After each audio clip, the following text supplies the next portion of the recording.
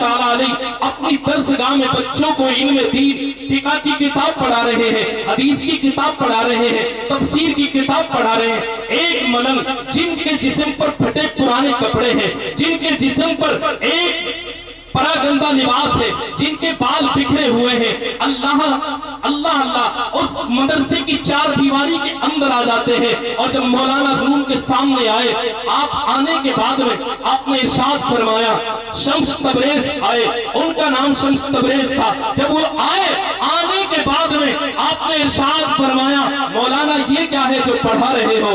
کہا کہ یہ تم نہیں جانتے کہ یہ کیا ہے۔ 3 دفعہ سوال کیا، آپ نے کہا کہ تم نہیں جانتے کہ یہ کیا ہے۔ پھر سوال کیا، مولانا یہ کیا ہے جو تم پڑھا رہے ہو؟ خاموش رہتے گئے، سوال کرتے گئے، جواب نفی میں ملتا گیا۔ کہا کہ تم نہیں جانتے یہ کیا ہے۔ آدھی مسئلہ ہوا، آپ خاموش رہے۔ خاموش رہنے کے پاس میں جو مولانا روم رحمت اللہ تعالیٰ علیہ اپنے سامنے احادیث کی کتابیں رکھے ہوئے تھے، قرآن تفسیر رکھے ہوئے تھے، فقہ کی کتاب رکھے ہوئے تھے، منطق کی کتابیں رکھے ہوئے تھے، جب تک مولانا ہی تھا، جب تک کسی مرشد کے دامن سے وابستہ نہیں ہوا تھا، اس وقت مسلمانوں ان کی شان مولانا تھی صرف۔ لیکن جب مولانا شمس تبریز نے جب دیکھا کہ یہ تو کہہ رہے کہ تم نہیں جانتے، شمس تبریز نے ساری کتابوں کو اٹھایا، حدیث کو بھی اٹھایا، تفسیر کی کتاب کو بھی اٹھایا، منطق کی ساری کتابوں کو اٹھایا۔ مدرسے کے پاس میں، مدرسے کے حدود میں حوض بنا ہوا تھا جس پر لوگ وضو فرمایا کرتے تھے۔ جب اس کے پاس لے جا کر ساری کتابوں کو اکٹھا کیا شمس تبریز نے اور اٹھا کر اس حوض کے اندر ڈال دیا۔ جب مولانا روم نے دیکھا کہ میری سالوں کی کمائیوں کے اوپر پانی پھیر دیا ہے، کہا کہ یہ تم نے کیا کیا ہے؟ اے فقیر، یہ تم نے کیا کر دیا؟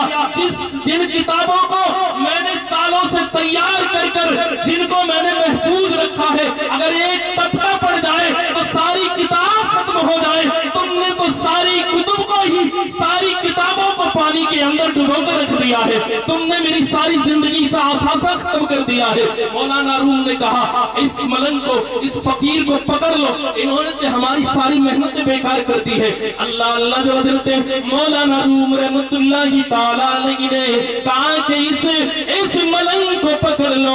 ملنگ کے پیچھے دوڑتے رہے، دوڑتے رہے، دوڑتے رہے، چکر حوض کے آس پاس لگاتے رہے۔ تھوڑی دیر کے بعد میں شمس تبریز رک جاتے گئے۔ رکنے کے بعد میں کہتے، مولانا کیا ہوا؟ کہا کہ تو نے میری ساری زندگی کا اثاثہ ختم کر دیا ہے، اب یہ کتابیں کہاں سے آئیں گی؟ بڑی سالوں سے تیار کی، جن کو تم نے لمحے میں ختم کر دیا ہے۔ کہا کہ مولانا گھبرانے کی ضرورت نہیں ہے۔ شمس تبریز نے آپ حوض کے اندر اترے، پانی کے اندر اترے، ساری کتابوں کو اکٹھا کیا۔